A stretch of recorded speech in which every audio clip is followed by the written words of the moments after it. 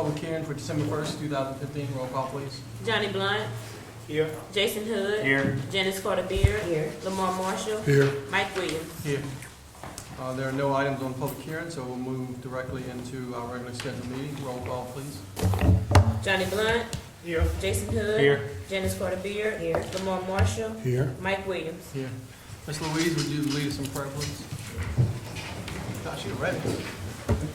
Almighty God, we thank you for our help, for this rain, for this wonderful community that you've given us to, in which to live and to be caretakers of. We thank you for our leaders. Bless them tonight as they attempt to make things better in this already wonderful community. We pray these things in Christ's holy name. Amen. Amen. I would ask all veterans and active military to please render a proper salute. Mayor, would you lead us in prayer, please? I pledge allegiance to the flag of the United States of America and to the republic for which it stands, one nation, under God, indivisible, with liberty and justice for all. Do we have any council reports? I would like to make a report. I was over on Spruce Street. I had a complaint about the sidewalks there. There is trash there. I will be picking that up myself. But I like to talk about those sidewalks. They're overgrown with every kind of weed and blackberry bush, and from the way it looks, they're only about 18 inches wide. Is that because the grass is growing over them? Might be. But I mean, it completely covered. You can't, you have to just about get in the bushes to know it's a sidewalk. Okay. We'll take a ride and look at them. Robert Morgan is trying to wrap up a bunch of grant work we need to get done before a certain time. Okay. When that's finished up, we'll get over there, because we do have some money for sidewalks, so we should be able to take care of that for you. Oh. Any other council reports? Mayor? As you can see, sales tax revenue is pretty stable. It's less than 1% up, but that's good. It didn't go down. Also, with our community meeting sites for conversation on the future police chief, we've narrowed down 5, but we still need confirmation from a few of the folks that we're asking to use that facility. And also, Mr. Walter Barsnick today was recognized by France. The French consul came over to his son Jay Barsnick's house today and thanked him for helping them achieve the freedom that France has enjoyed for all these years through his sacrifice and the sacrifice of other men and women that have given their time and lives to that cause back in the 40s. So that was a big day for Mr. Walter Barsnick and also France. So we thank him for his services. All right. Do we have any new businesses in the audience that would like to be recognized? All right. Approval of minutes. If everyone had an opportunity to review the minutes of November 17th, I'll entertain a motion. I'll make that motion. Roll call, please. Johnny Blunt. Aye. Jason Hood. Aye. Janice Carter Beard. Aye. Lamar Marshall. Aye. Mike Williams. Aye. Motion approved. New business. Number 1, a resolution to approve preliminary subdivision request by GCHP Hammond LLC for Phoenix Square Phase 2 major subdivision, including approval of preliminary plat and construction plans by Clay Barlow, PE dated case SUB 2015-10. Recommend approval with conditions by Planning Commission. Josh Taylor. Can I interrupt for a second? Absolutely. Andre, could you explain to me the agreement that we have? I had issues when this came up before the zoning board. This land is given to this company in order to provide affordable housing for citizens. Originally, this was done for citizens to be able to purchase the house. Now we're talking about a deal that was, and please explain to everyone here, myself included, what the deal was. But now we're talking about renting houses to be built for 15 years before they would be sold. To me, if someone's paying a year or 2 years without fault, you would think that you would put them in affordable housing as far as a loan and have their own equity. I am just not understanding why this land was given to you. We have Mr. Smith who built the facility down the street and had to pay for the property. We're giving land. I understood originally the land was being given because people were going to be able to have their first house or a home that they would own and have equity in. Could you explain to me what this agreement is and how it came about? As best I can, Mayor, but I'm really not prepared. I didn't think this question was going to come up tonight, but the agreement was amended in 2012 to allow for the sale or lease of affordable housing to qualified applicants, and all of that is defined.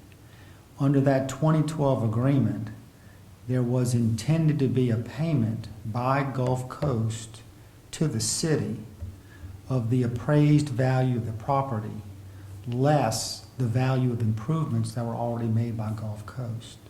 So there should have been some payment to the city for that property. And I'm not in a position tonight to verify that that's been made, but that was the agreement as part of the ability to lease it. I apologize for waiting till the last minute, but I would request and ask the council to table this so we can look into it further.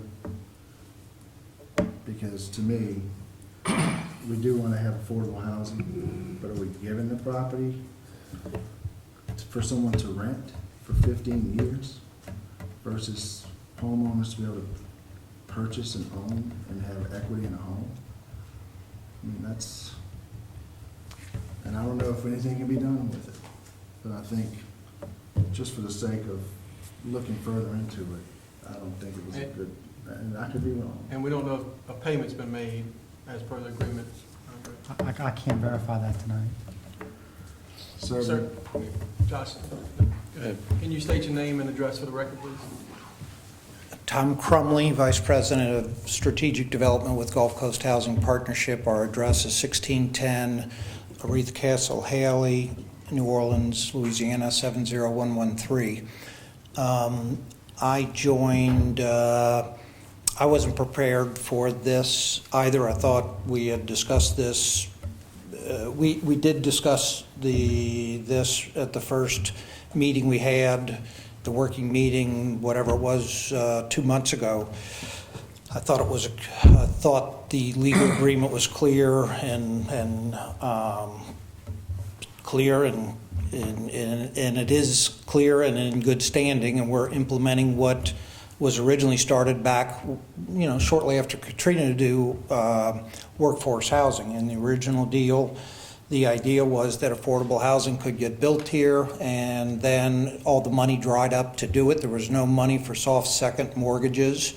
And so at that time, and it was before my time with GCHP, but GCHP representatives got together with the then mayor, and I don't know if it was ultimately I don't know who all was involved in saying, okay, this plan didn't work. Now what do we do? Coming up with a new plan, which is now what we're implementing. We've worked for the last 3 years to go after low-income housing tax credits through the Louisiana Housing Corporation. We were successful this year in getting them.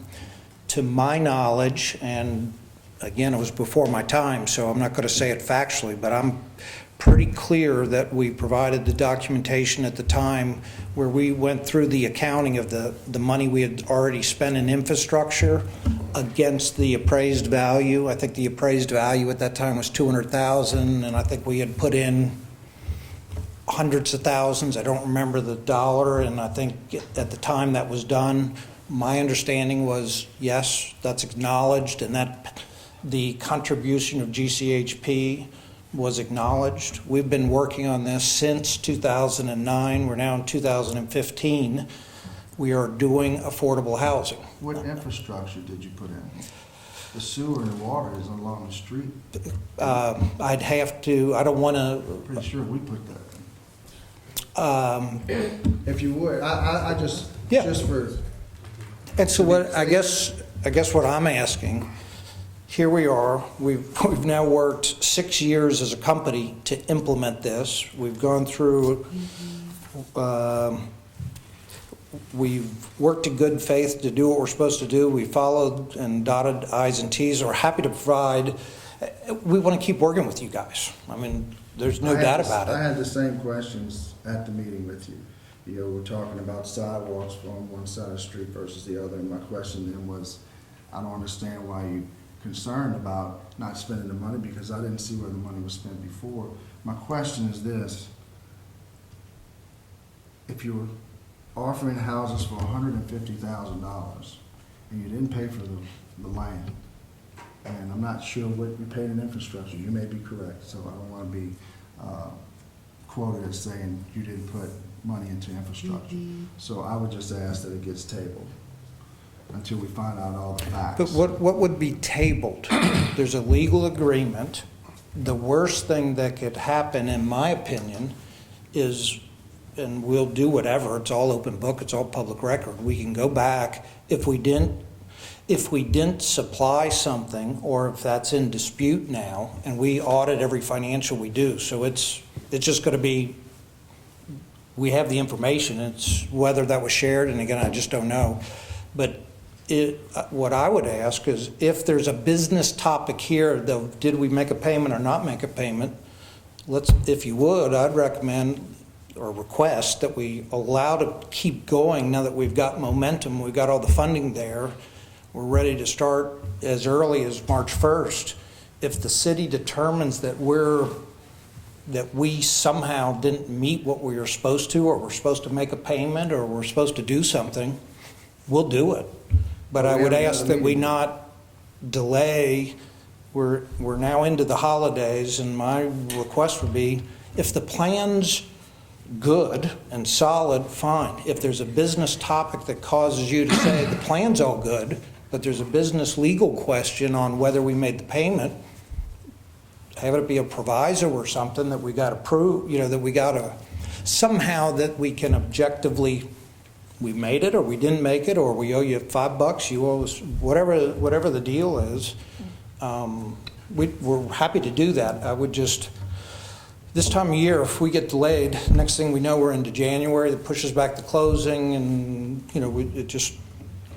it's taken us 6 years to get to this point, and all we've done on the site and good effort to get affordable housing going is we got 4 houses out of 44. So we would rather, I'm not disputing, it was, again, before my time. I think we did everything we said, and we're happy, we will make good on whatever that agreement is.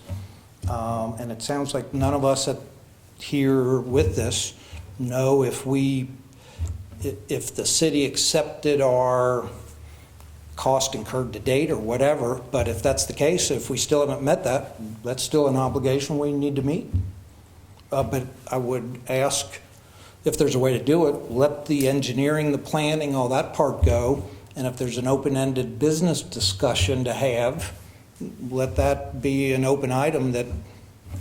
Would 2 weeks, I mean, if you were up for 6 years, I mean, and please, with all due respect, but would 2 weeks really make a big difference to make the council, because this council could turn this down, and then who knows what happens? You guys file a lawsuit, and we got, I think it's pertinent on our part to take 2 weeks to make sure everybody up here feels comfortable before moving forward.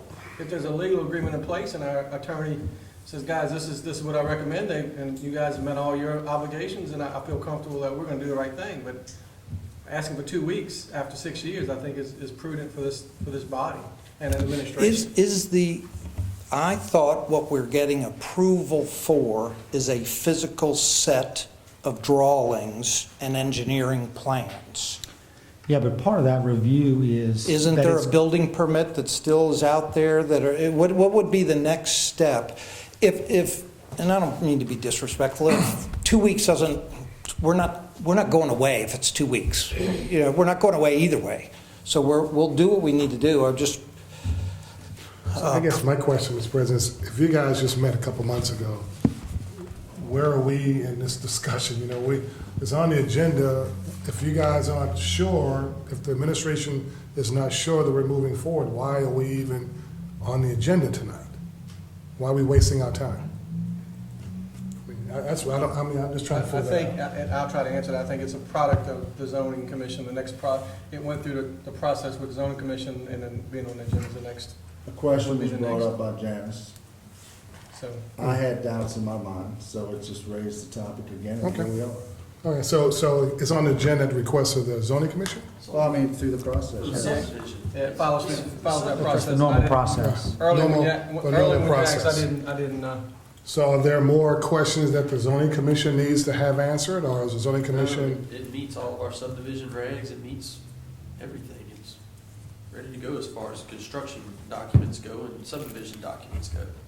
But Mayor, Do you you, feel comfortable if we approve the plans, as he says, because this is the plan stage, and then something changes, that we've stepped? I mean, the money's already been spent on what he's done, so it's not like that can change, so. This is the time to catch it, Mayor. I mean, if there are concerns whether Gulf Coast is in compliance with the cooperative endeavor agreement with the city, this is the time to review that and be sure that it is. and that would not have It's been, only 2 weeks. If, you may not need to come back in 2 weeks, because if we bring it back, you have no problems, and we'll just go, I would assume, I can't speak for the council, but they would. Well, no, we'll cut back. I mean, it's a, $7 million project for us. We'll be back. I mean, we just, we want to,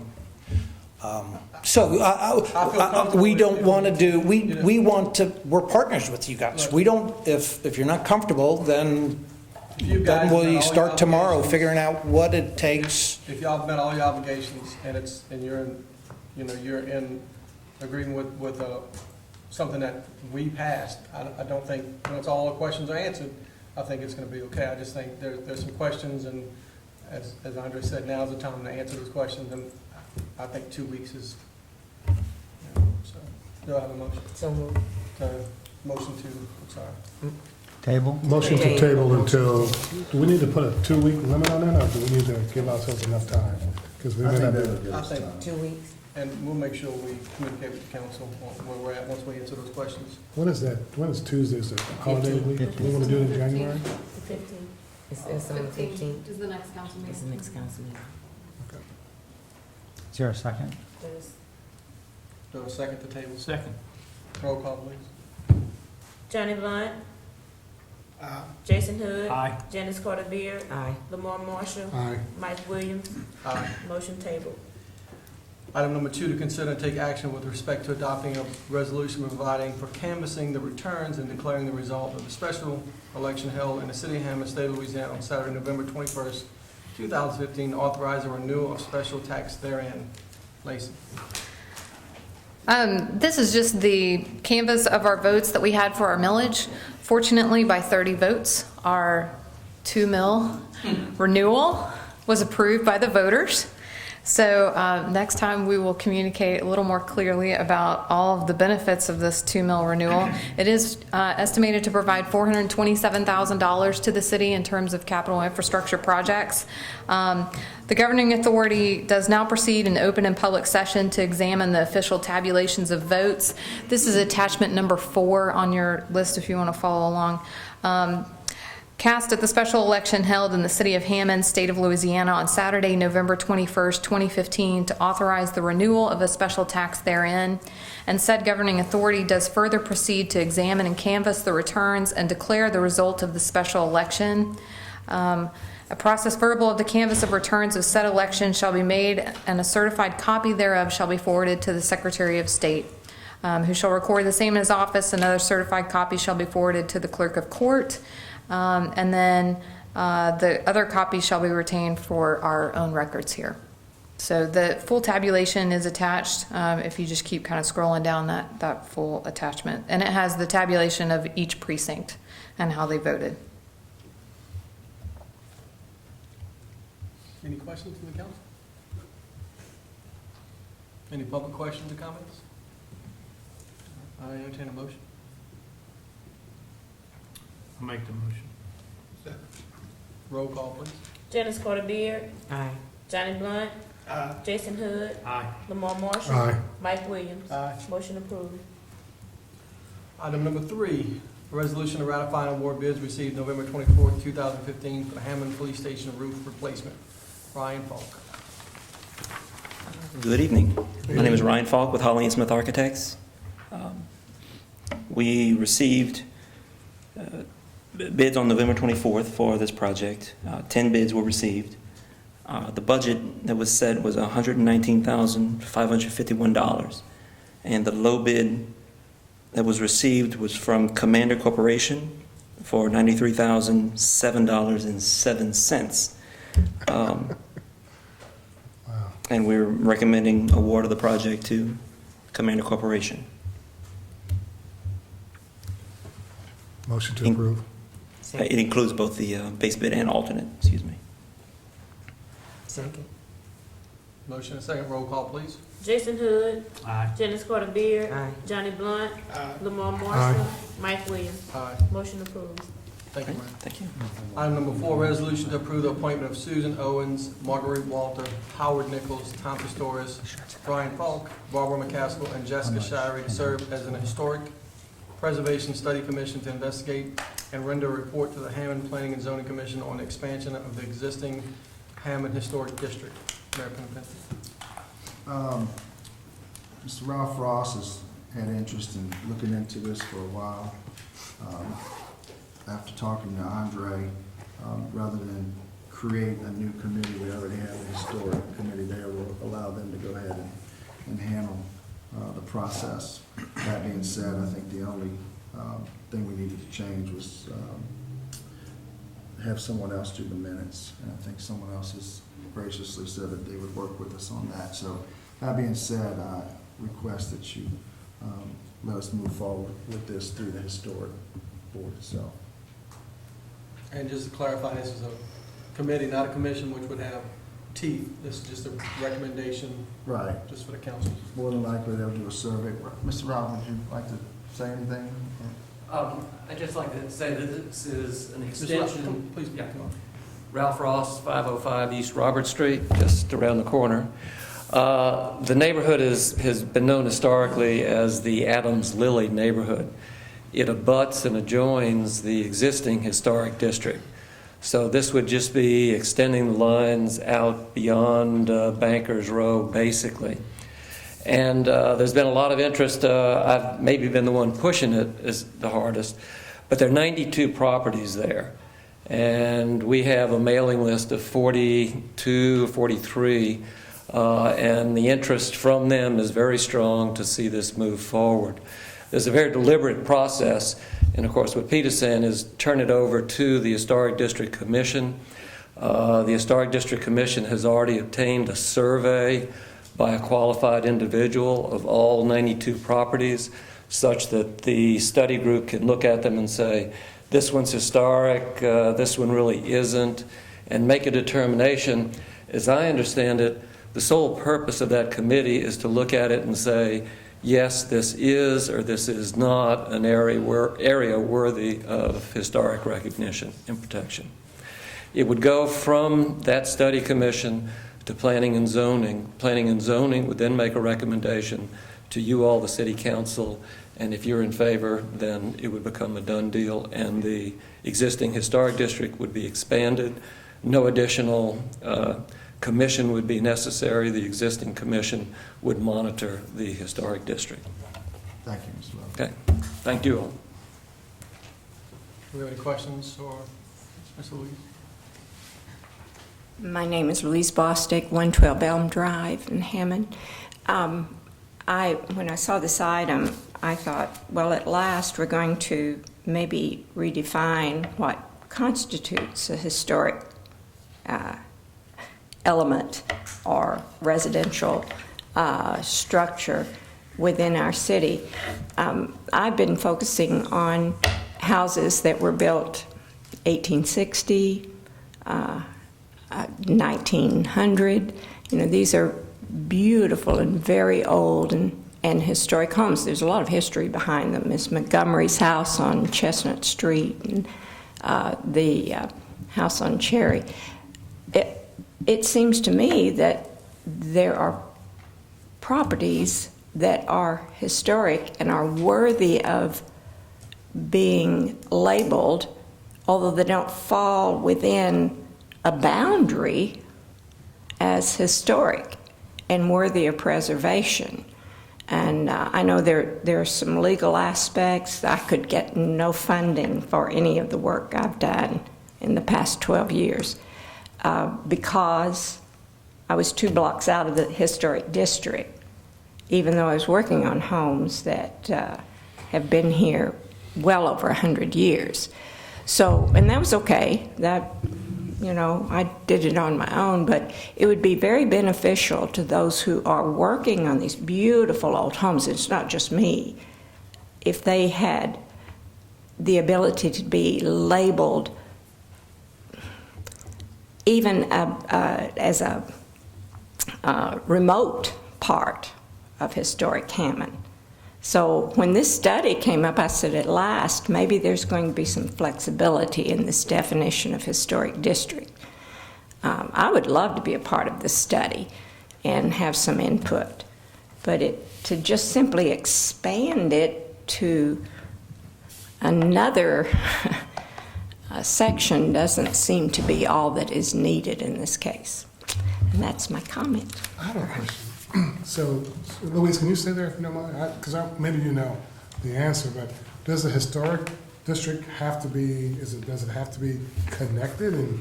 Yes. And so like for instance, because now it does. Similar question I had the other day was the Greater St. James AME Church. I mean, I know the original church was on burned down. It's right there on Thomas. But then the buildings over in your district, Councilman Blunt, those buildings are, you know, and the church itself has been around since. And when you talk about a district, Lamar, you're talking about like an area usually, and that may be the problem here is the term district, and that may be why boundaries are just moved. And everything within that area when is we're studying it, why couldn't we also study that concept as well? That was what I was hoping. I mean, I'm just curious, because it's a very good point, so. Yeah. Any answer on that, or does Ross, does I somebody know? don't know. It's a study time. If I might offer a few comments, and also we have, of course, someone that you all are preparing to name to this commission who has been a long-standing member of the existing commission, Ryan Falk, so he can step in and correct me if I'm saying something that isn't precisely as he understands it. But in answer to the question, there are ways to get funding, for example, but it has to be a recognized structure. You can take any structure in this city or outside of the city and apply for recognition on the National Historic Register. Gotcha. Now, that can be a single structure, but what the district does is it adds an element of oversight, you might say. And with that oversight comes the ability through some tax benefits, tax credits, that can be applied for through the state agency. I've not researched it, but I think there are benefits once you're on the National Historic Register. That's a very difficult route. Well, I've been working on Militia bells is. I've been working on this for 5 years, okay? And I think it would be a shame to slow it down at this point to ask about a wider area. In fact, the commission has entertained the thought that this could be the prototype, because we've gone through all of these steps to get it done, for an extension into other areas. But for it to be a district, obviously it's got to be more than one property, and they would have to be adjoining and that kind of thing. But it doesn't mean that every single property in that district has to be historic. The terms that are used are contributing and non-contributing. So using Adams Lilly as an example, if there are 92 properties and let's say 70 of them are contributing, you would tend to say this is a district that can be defined as a district. But if you looked at it in 92 properties and there's 6 or 7 or 10, you got to ask yourself, is this really a district? So that's the process we're going through. But to the extent, and I would agree with you, there are other areas that are worthy of preservation and individual properties worthy of preservation.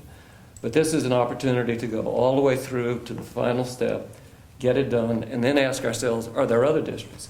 And they don't have to be co-joined. There may be an area down in the Iowa edition that could be defined, in 3 or 4 or 5 blocks that could be a district. They don't all have to be adjoining. This just happens to be.